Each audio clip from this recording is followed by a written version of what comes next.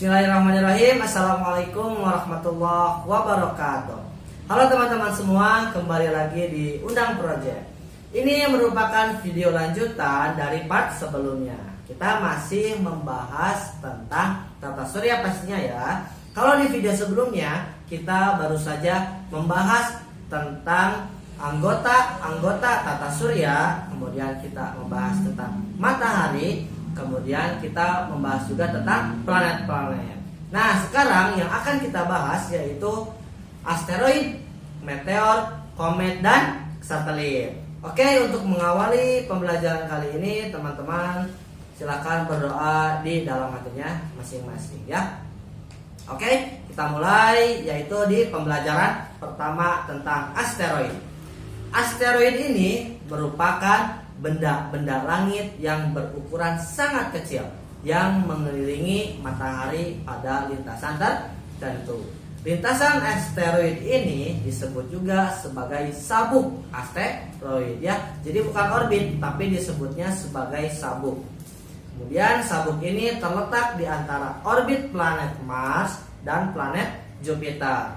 Nah, sabuk asteroid dikenal juga sebagai pembatas antara planet dalam dan planet luar. Nah, itu dia sekilas tentang asteroid. Kemudian yaitu ada meteor. Meteor ialah benda-benda langit yang bergerak di angkasa dengan kecepatan yang sangat tinggi. Jika meteoroid mendekati planet yang memiliki atmosfer, misalnya bumi, maka meteoroid akan bergesekan dengan atmosfer, lalu terbakar dan berpijar. Nah, meteoroid yang terbakar ini dan yang berpijar ini dinamakan sebagai meteor. Meteor juga disebut sebagai bintang jatuh atau bintang yang beralih. Meteoroid yang sampai di permukaan bumi itu akan disebut meteoroid. Menurut para ahli, meteoroid tersusun atas logam besi dan nikel. Nah, itu dia teman-teman tentang meteor. Jadi, yang awalnya disebut sebagai meteoroid, kemudian setelah berpijar dan terbakar itu akan disebut sebagai meteor.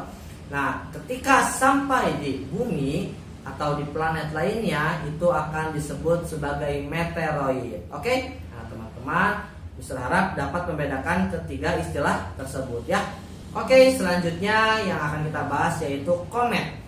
Komet ialah benda langit yang mengelilingi matahari dengan garis edar atau orbit yang berbentuk sangat lonjong. Komet ini sering disebut juga sebagai bintang yang berekor. Ekor komet ini selalu menjauhi arah matahari. Semakin dekat matahari, maka ekor komet akan semakin panjang. Komet terdiri atas bagian kepala dan ekor, sehingga komet juga disebut sebagai bintang yang berekor. Ekor komet ini berupa gas yang bercahaya yang akan tampak saat melintas dekat dengan matahari. Jadi ekornya akan sangat jelas terlihat ketika dia melintas melewati matahari. Komet akan menyala dan membentuk ekor gas yang bercahaya.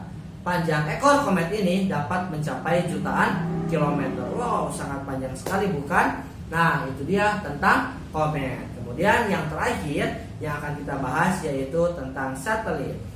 Satelit ini ialah benda langit yang mengelilingi planet.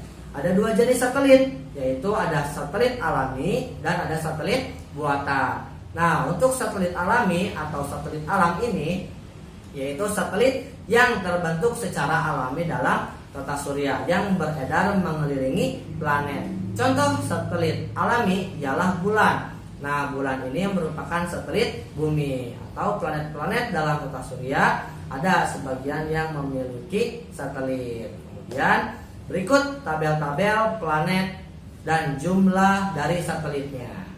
Teman-teman bisa memperhatikan bahwa pada planet Merkurius itu dia tidak memiliki satelit. Kemudian pada Venus pun dia tidak memiliki satelit.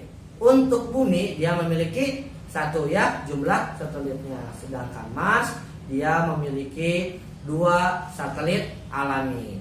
Kemudian pada planet Jupiter dia memiliki 63 satelit. Sedangkan pada Saturnus dia memiliki 62 satelit. Kemudian pada Uranus dia memiliki 27 satelit, dan pada Neptunus dia memiliki 13 satelit. Nah, itu dia teman-teman tentang satelit alami yang terdapat pada planet-planet di tata surya kita. Yang kedua yaitu ada satelit buatan. Satelit buatan itu ialah satelit yang dibuat oleh manusia dan diluncurkan ke luar angkasa dengan bantuan roket. Contoh satelit buatan itu ialah seperti satelit Palapa-D yang dimiliki oleh Indonesia. Satelit tersebut diluncurkan pada tahun 2009 di Xichang Satellite Launch Center atau XLLC di Tiongkok tentunya. Satelit buatan yang digunakan biasanya dengan tujuan tertentu, misalnya sebagai alat komunikasi, mengawasi cuaca dan iklim, atau untuk menentukan lokasi tertentu di bumi. Nah, itu dia tentang satelit buatan. Nah, itu dia teman-teman tentang beberapa anggota tata surya yang kita pelajari ya. Tadi dimulai dari asteroid, meteor, komet, dan terakhir kita membahas tentang satelit. Mister harap teman-teman semua dapat mengikuti pembelajaran dengan baik ya. Jangan lupa selalu dukung terus channel kami, like, comment, share, and subscribe tentunya di Undang Project.